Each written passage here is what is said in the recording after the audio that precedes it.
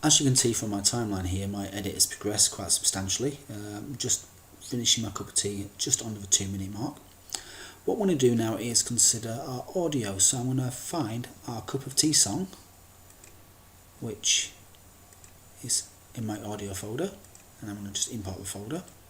It creates a bin called audio, and I want to listen to this track and double click to play it in my source monitor. As it's only a song, there's no footage, video footage so to speak, what we see here is a WAV form representation, and the higher the peaks, the higher the volume. So let's listen to our song.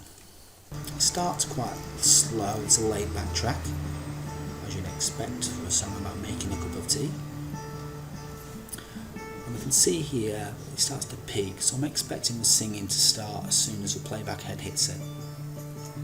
A cup of tea, a cup of tea. Okay, stop that. So I want it to start about here. So that's in my in point, and I'll use all of the track. So at that point I'm going to select drag audio only. I'm going to place it down here on one of my audio tracks. And I'm going to start it right at the beginning. Let's play this and see what happens.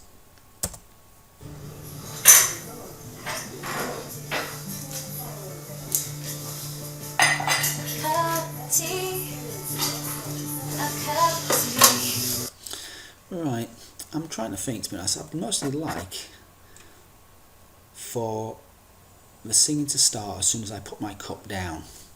So I'm going to zoom in my timeline a little bit here, and let's scroll to the point where my cup gets put down.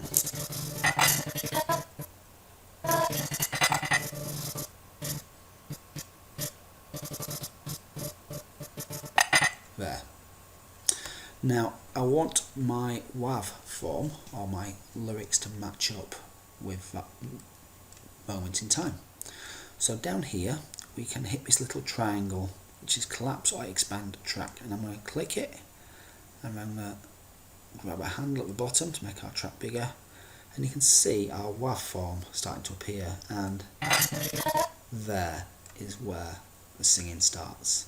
So what I need to do with it is move it so our WAV form is at this point here. So I can just click the track and move it across, but it won't move.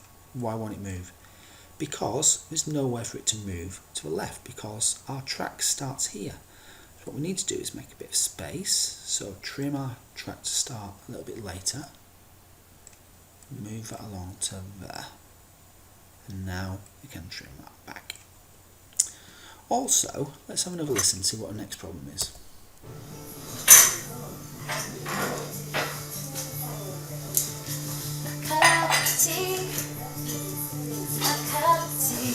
There's way too much noise coming from my kitchen.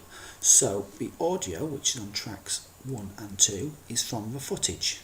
We want to turn all the audio down. So this is where we have our little audio mixer tab up here. So let's have a look in this window. Click. And what it shows us is some audio controls for each one of our levels. Or layers, should I say. We have audio 1, audio 2, audio 3. And here we have our respective layers. So let's look at the track, the volume on audio 1 and 2. Let's play it and see. And we can see our peaks happening. I want to turn it down. So audio 1, I'm going to turn right down to like -15. And I'm going to do the same, because when our audio gets to audio track 2, it's just as loud, so that's coming down to -15 as well. So we've turned down the volume on everything which is on audio 1 and 2, but left the volume on audio 3 as is. Let's have a play and see what happens. A cup of tea, a cup of tea. I've been driving all night, you and I'd still say it's a little bit loud, especially on audio 2 where the tap comes in. So let's turn audio 2 down even more. If you want an exact number, you can just actually type it in there, and I'm going to -26. Let's have a quick scrub over that bit where the tap is turned on.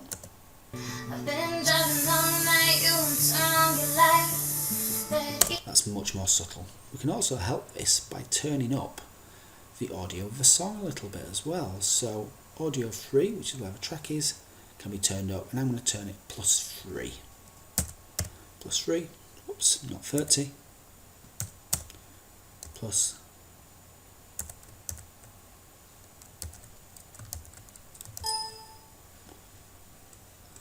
I think just 3 in this version of Premiere. Okay, so it would have made it 3 decibels louder. Let's have a little play. A cup of tea, a cup of tea. I've been driving all night, you won't turn on your light that easily. There we go. We've now fixed our audio. We'll have to be creative a little bit later on to make the track finish at the same time as our edit, but we'll save that to another lesson.